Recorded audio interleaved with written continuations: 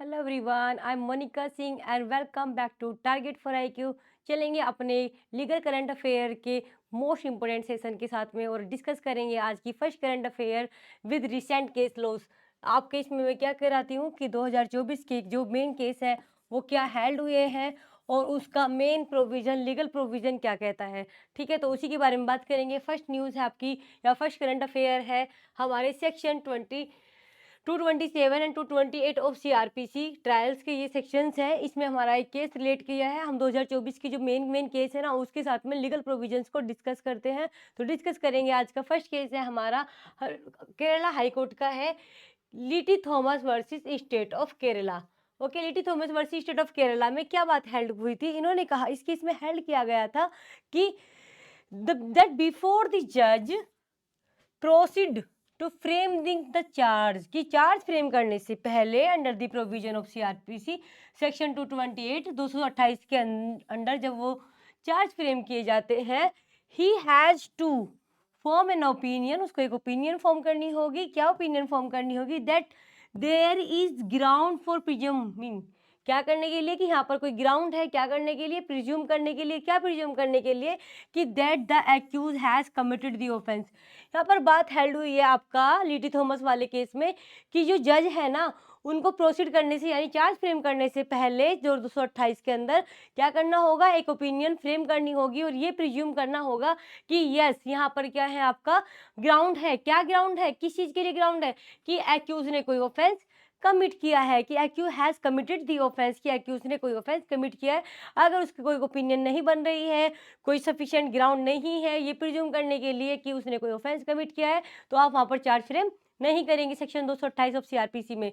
ठीक है, कि 227 और 228 हाल ही में क्या हुआ है लिटी थॉमस बनाम केरल राज्य के मामले में केरल के उच्च न्यायालय ने माना कि न्यायाधीश के समक्ष जब सीआरपीसी की धारा 227 और 228 के प्रावधानों के तहत आरोप तय करने के लिए आगे बढ़ना है तो सीआरपीसी की धारा 228 उसे यह राय बनानी होगी कि यह मानने का आधार है कि आरोपी ने अपराध किया है। पहले उसके पास ग्राउंड होने चाहिए कि यस जो एक्यूज है उसने कोई ऑफेंस कमिट वहां पर किया है, तो तब आप वहां पर फ्रेम कर सकते हैं चार्जेस। ओके, इसी बात को एनालिसिस करते हुए यहाँ पर बात क्या हेल्ड हुई है देखेंगे नेक्स्ट आपका on analysing section 227 and 228 CrPC के the court stated that, court ने क्या स्टेट किया है कि जज हैज टू कंसीडर, जज को कंसीडर करना होगा। क्या चीज कंसीडर करनी होगी? रिकॉर्ड्स, डॉक्यूमेंट्स जो उसको सबमिटेड किए जा रहे हैं और and hear the submission of the prosecutions and accuse. देखिएगा पहली बात तो ये बात बोली गई है कि जो जज है उसको कंसीडर करना पड़ेगा, जज हैज टू कंसीडर, जज को कंसीडर करना पड़ेगा। क्या? रिकॉर्ड्स कंसीडर करने पड़ेंगे, डॉक्यूमेंट्स कंसीडर करने पड़ेंगे जो भी उसको सबमिटेड किया गया है, एंड हियर करनी पड़ेगी किसको? प्रोसिक्यूशन एंड एक्यूज ने जो भी अपना वहाँ पर क्या किया है सबमिशन किया है उनको देखना पड़ेगा, सुनना पड़ेगा अच्छे तरीके से, प्रॉपर तरीके से। कब करने के लिए बात की जा रही है यहाँ पर? डिस्चार्ज और फ्रेमिंग से पहले। 227 में डिस्चार्ज होता है कोर्ट ऑफ सेशन में, ठीक है, और 228 में क्या होता है आपका? फ्रेमिंग ऑफ चार्जेस होते हैं अगेंस्ट में। अगर कोई चार्ज नहीं बनता तो 227 में डिस्चार्ज कर दिया जाता है, लेकिन अगर कोई चार्ज बन रहा होता है तो 228 में फ्रेमिंग ऑफ चार्जेस होती है। सीआरपीसी की सेशन ट्रायल में हम पढ़ते हैं इस बात को। लेकिन इस दोनों केस को बात की गई है कि अगर आप डिस्चार्ज कर रहे हैं 227 में या फिर आप 228 में उसको फ्रेमिंग ऑफ चार्ज कर रहे हैं तो आपको ग्राउंड्स देखने पड़ेंगे, रिकॉर्ड्स वगैरह जो भी दिए गए हैं उनको पूरे तरीके से देखना पड़ेगा, एनालिसिस करना पड़ेगा और जो भी आपका सबमिशन किया गया है उसको सुनना पड़ेगा, देखना पड़ेगा प्रॉपर तरीके से। देन आप जब सब कुछ देख लेंगे उसके बाद चाहे तो आप उसको डिस्चार्ज कर दो, चाहे आप उसको फिर एक तरीके से वहाँ पर फ्रेमिंग ऑफ चार्जेस कर दो। ये आप लिटी थॉमस वाले केस में बात हेल्ड हुई है, अभी रिसेंटली ये केस आया। फर्स्ट केस हमारा यहाँ तक क्लियर हुआ। अब मैं आपको इस केस के कुछ लीगल प्रोविजंस जो अभी मैं बात कर रही थी वो एक बार बता देती हूँ, कानूनी प्रावधान क्या क्या है। तो 227 में बता ही दिया था। 227 में क्या दिया गया है कि discharge of the accuse in session court, यहाँ पर डिस्चार्ज किया जाता है। चार्ज फ्रेम होने से पहले व्यक्ति का अगर कोई चार्ज नहीं बनता है, कोई ग्राउंड नहीं होता है तो उसको क्या कर दिया जाता है? डिस्चार्ज कर दिया जाता है 227 में। और 228 में बात आती है कि अगर कोई चार्ज बन रहा है तो फिर उसको डिस्चार्ज नहीं किया जाएगा बल्कि उस पर आरोप जो लगाए हैं उनको फ्रेम किया जाएगा। फ्रेमिंग ऑफ चार्जेस होती है 228 में। तो इस तरीके से दोनों चीज़ों को ध्यान रखते हुए ग्राउंड्स देखने होंगे जज को, चाहे 227 में डिसीजन ले चाहे 228 में वो चार्ज फ्रेम करे। अब हम बात करेंगे 321 में अभी एक रिसेंटली क्या बात हेल्ड हुई है आंध्र प्रदेश के हाई कोर्ट ने। आंध्र प्रदेश हाई कोर्ट 321 को लेकर के कि अभी Andhra Pradesh high court has held that an independent decision must be made to whether prosecution of accused is to be withdrawn or not through a public prosecutor is entitled to move an application under section 321 of CRPC withdrawal of prosecution। इसमें क्या बात की गई है, CRPC की धारा 321 के लेकर के बात की गई है। आंध्र प्रदेश ने ये माना है कि एक स्वतंत्र निर्णय लिया जाना चाहिए। कैसा लिया जाना चाहिए? एक स्वतंत्र निर्णय लिया जाना चाहिए क्या किसी आरोपी के खिलाफ मुकदमा वापस लिया जाना चाहिए या नहीं। क्या करना चाहिए? एक आपको स्वतंत्र इंडिपेंडेंट डिसीजन लेना होगा कि क्या वो जो यहाँ पर विड्रॉ किया जा रहा है कि क्या विड्रॉ किया जाना चाहिए या विड्रॉ नहीं किया जाना चाहिए। हालांकि एक लोक अभियोजक धारा के तहत आवेदन दायर करने का हकदार है। अभियोजन वापस लेने के लिए हमारा कौन से 321 में हम पढ़ते हैं।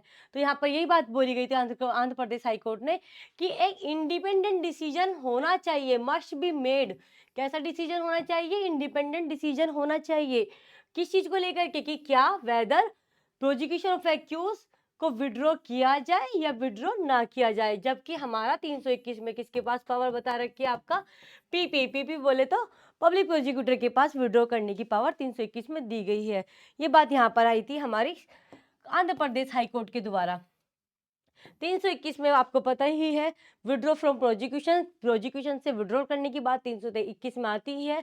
और ये प्रोविजन अगर हम भारतीय नागरिक सुरक्षा संहिता के देखें तो ये कौन से उसमें आ जाएगा? 321 का अब हमारे नए एक्ट में हो जाएगा। ये कौन से उसमें? ये हो जाएगा हमारा 360 में। ठीक है, 360 में हो जाएगा। ओके, 360 में भारतीय नागरिक सुरक्षा संहिता में। अब हम बात करेंगे नया केस लो। यहाँ तक 2 मैंने आपको पढ़ा दिया, आई थिंक क्लियर हुए होंगी चीज यहाँ तक आपको। अब मैं आपको पढ़ाने जा रही हूँ नेक्स्ट थर्ड केस कौन सा है, क्या बात हेल्ड हुई थी वो मैं आपको बताने वाली हूँ। चलिए तो इससे आगे का डिस्कस करेंगे हम। यहाँ तक हमारा कंप्लीट हुआ सेक्शन 34 ऑफ आईपीसी, जिसको हम कॉमनली जानते हैं कॉमन इंटेंशन के नाम से। Supreme court in matter of Velthu Srinivas versus state of Andhra Pradesh के केस में क्या हेल्ड हुआ था वो देखने वाले हैं हम। कॉमन इंटेंशन को लेकर के ये बात आई थी। इसमें हेल्ड हुआ था कि कॉमन इंटेंशन जो हमारा 34 में हम पढ़ते हैं कैन नॉट, अंडरलाइन करेंगे, कैन नॉट बी इन्फर्ड। आप इन्फर्ड नहीं कर सकते, कैन नॉट बी इन्फर्ड। क्या चीज को लेकर के? Mechanically merely based on the presence of the accused near the scene of offence, कि सिर्फ उस व्यक्ति की ऑफेंस के सीन मतलब ऑफेंस के सीन की जगह परजेंस होना उसका कॉमन इंटेंशन नहीं दर्शाता है। सिर्फ मेयरली मतलब खड़ा होना उस प्लेस पर जहाँ पे वो ऑफेंस कमिट हुआ था, उसकी केवल परजेंस ही ये साबित नहीं कर देगी यस वो लाइबल होगा under section 34 for common intention. ऐसा नहीं है, यहाँ पे बिल्कुल मना कर दिया गया है। हमारा केस है Velthu Srinivas versus state of Andhra Pradesh का। ये बोला गया कि कैन नॉट बी इन्फर्ड, ये इन्फर्ड नहीं कर देते हैं। मेयरली का मतलब होता है केवल किस बात पर? केवल इस बेस पर, किस बेस पर? केवल इस बेस पर कि presence of the accused near the scene of the offence की सीन के आसपास अगर कोई व्यक्ति खड़ा है तो इसका मतलब ये नहीं है कि सिर्फ खड़ा होने से उसकी परजेंस बन जाएगी कि वो कॉमन इंटेंशन बन जाएगी कि वो कॉमन इंटेंशन है उसके उस ऑफेंस के लिए। नो, ऐसा नहीं है। इसमें मना बिल्कुल कर दिया गया है हमारे Velthu Srinivas versus state of Andhra Pradesh के केस में। ओके, वेल्थू श्रीनिवास बनाम आंध्र प्रदेश राज्य के मामले में सुप्रीम कोर्ट ने माना है कि आईपीसी की धारा 34 के प्रावधानों के तहत सामान्य इरादे का अनुमान केवल उपस्थिति के आधार पर नहीं लगाया जा सकता है, सिर्फ अगर वो अपराध स्थल पर खड़ा है। ओके, हम ये लीगल करंट अफेयर डिस्कस कर रहे हैं विद केस लॉ, और आपका मैंने ये इंग्लिश और हिंदी दोनों ही मीडियम चूज किया, जिससे कि आप लोग डिमांड भी करते हैं कि हिंदी में भी होना चाहिए, तो हिंदी में भी रखा गया है। ओके, 34 की बात करते हैं। लीगल प्रोविजन क्या कहता है इसका कि state that when a criminal act is done. Sir 34 में बात की गई है कॉमन इंटेंशन की कि जब कोई क्रिमिनल इंटेंशन के साथ कोई एक्ट कमिट किया जाता है, इन दी एक वर्ड आता है in the furtherance of common intention of all किया जाता है, तो वो ऐसे लाइबल माने जाएंगे कि जैसे कि उन्होंने अकेले नहीं वो ऑफेंस कमिट किया हो। जैसे कि हम बात करें यहाँ पे लीगल प्रोविजन 34 कि जो भी बात कहता है कि कोई क्रिमिनल एक्ट डन किया जाता है बहुत सारे लोगों के द्वारा by several person in furtherance of common intention of all, ये वर्ड हमारा अमेंडेड हुआ था जो हमारा 1870 में आया था। इन furtherance of common intention of all, each of such person shall word है यहाँ पर, मे नहीं है, शैल है, मतलब लाइबल होंगे ही, shall be liable for that offence, वो लाइबल होंगे उस ऑफेंस के लिए, इन द सेम मैनर, उसी मैनर में, किस मैनर में, जैसे कि वो किया गया हो उनके अकेले के द्वारा, कि जैसे उस पर्टिकुलर पर्सन ने ही वो ऑफेंस कमिट किया हो, अकेले नहीं, तो वो उसके लिए यहाँ पर लाइबल माना जाता है 34 में। ओके, ये वाली बात हम पढ़ चुके हैं यहाँ पर। तो ये बात इसमें बोल दिया गया कि सिर्फ एक तरीके से खड़ा होना, स्पेस मतलब उस जगह पर ऑफेंस जहाँ पर कमिट हो रहा है तो उसको लायबल नहीं बना दिया जाता है। 4 में बात करेंगे एंट्री मेंटेनेंस को लेकर के। एक लेटेस्ट केस आया है एबीसी वर्सेस XYZ का। क्या बात हैंड हुई है कर्नाटक हाई कोर्ट का, उसको देखेंगे यहाँ पर। रेस्टिट्यूशन ऑफ कंजुगल राइट्स से लेकर के यहाँ पर संबंधित बात की गई है कि एंट्री मेंटेनेंस रिसेंटली हमारा कर्नाटक हाई कोर्ट का ये मैटर है, एबीसी वर्सेस XYZ का मैटर है, जिसमें हेल्ड हुआ था कि इफ द हस्बैंड फेल, अगर हस्बैंड जो है वो फेल हो जाता है to take the wife back, वापस ले जाने के लिए मैट्रिमोनियल होम में, इन द एब्सेंस किस चीज़ की, stay on the decree for restitution of conjugal rights, in absence, कौन सी एब्सेंस में, किसकी एब्सेंस में, आपका सेक्शन 9 में जो बता रखा है, सेक्शन 9 में restitution of conjugal rights of SMA, Hindu marriage act 1955, 1955 में, ठीक है। 1955 वाले एक्ट में ये बात की गई है। अगर हम बात करें कि अगर कोई हस्बैंड फेल हो जाता है अपनी वाइफ को मैट्रिमोनियल होम बैक वापस ले जाने के लिए, in the absence of a decree for restitution of conjugal rights, then उस वाइफ के पास क्या राइट होगा, then it would be open to the wife, तो तब वाइफ के पास अधिकार हो जाएगा फॉर इंट्री मेंटेनेंस, क्या ले सकती है वो, इंट्री मेंटेनेंस ले सकती है। यहाँ पर ये वाली बात आती है कि उसके पास अधिकार हो जाएगा फॉर इंट्री मेंटेनेंस, अंतरिम भरण पोषण की। अभी हमारा एबीसी वर्सेस XYZ के मामले में कर्नाटक हाई कोर्ट ने ये माना है कि यदि पति वैवाहिक अधिकारों की बहाली के आदेश पर रोक के अभाव में पत्नी को क्या करता है, वैवाहिक घर में वापस ले जाने में विफल रहता है, तो पत्नी अपने लिए अंतरिम गुजारा भत्ता पाने के लिए, मांगने के लिए स्वतंत्र है, हकदार है।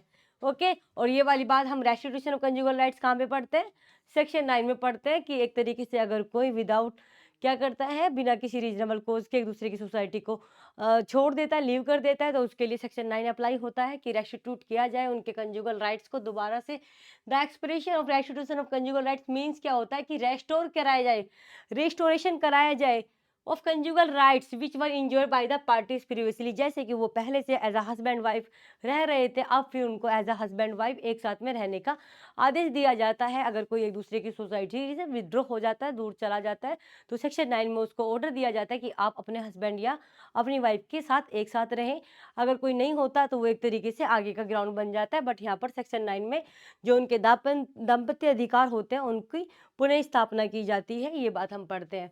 ओके, इट जो इसका ऑब्जेक्ट होता है कि वो प्रोटेक्ट करेंगे sanctity and legality of the institutions. एक तरीके से जो विवाह हमारा एक इंस्टीट्यूशन है, विवाह एक हमारी संस्था है, और जिस संस्था का मतलब यही है कि ये टूटे ना, ये एक तरीके से आगे तक पीढ़ी दर पीढ़ी चलती रहे, और इसका पर्पज रेस्टिट्यूशन कंजुगल का यही मतलब है कि लोग एक दूसरे से, हस्बैंड वाइफ जो भी है स्पाउस, वो एक दूसरे से अलग ना हो, बल्कि एक साथ सोसाइटी में रहकर अपने दाम्पत्य जीवन का निर्वाह करें और आगे बढ़े समाज में। इसका उद्देश्य विवाह संस्था की पवित्रता और वैधता की रक्षा करना होता है। और जैसे कि आप सबको पता है इसका लीडिंग केस है, कौन सा केस है लीडिंग, सरोज रानी वर्सेस सुदर्शन कुमार चंद्रा का केस है। इसमें सेक्शन 9 की वैलिडिटी को अपहेल्ड किया गया था और ये बोला था कि नहीं, ये हमारे किसी भी फंडामेंटल राइट को वायलेट नहीं करती है, does not violate any fundamental rights, वो ये नहीं करती है। कि सुप्रीम कोर्ट ने इसमें हमारे हिंदू मैरिज एक्ट की धारा 9 की संवैधानिक वैधता को बरकरार रखा, क्योंकि यह धारा किसी भी मौलिक अधिकार का उल्लंघन नहीं करती है। और 24 क्या बात करता है हमारा हिंदू मैरिज एक्ट का, तो 24 बात करता है deals with the provision for maintenance pendant light and expenses proceeding.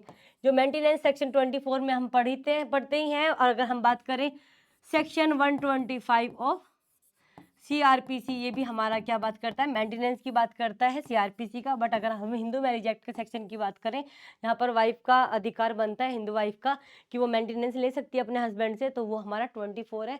की प्रोविजंस है for maintenance pendant light and expenses of proceeding, जो भी खर्चे हुए हैं उस प्रोसीडिंग के, उन सब का वो एक तरीके से एक्सपेंसेस लेने का हक रखती है। तो इस प्रकार से हमने आपका कंप्लीट करा दिया है कुछ जो भी आपके मेन रिसेंट केस थे विद लीगल प्रोविजंस। अगर आपको ये वीडियो अच्छी लगेगी तो ऐसी और भी केस आपके लिए लाए जाएंगे। प्लीज़ इसको लाइक करना है, शेयर करना है और सब्सक्राइब करना है हमारा channel target for IQ। Thank you.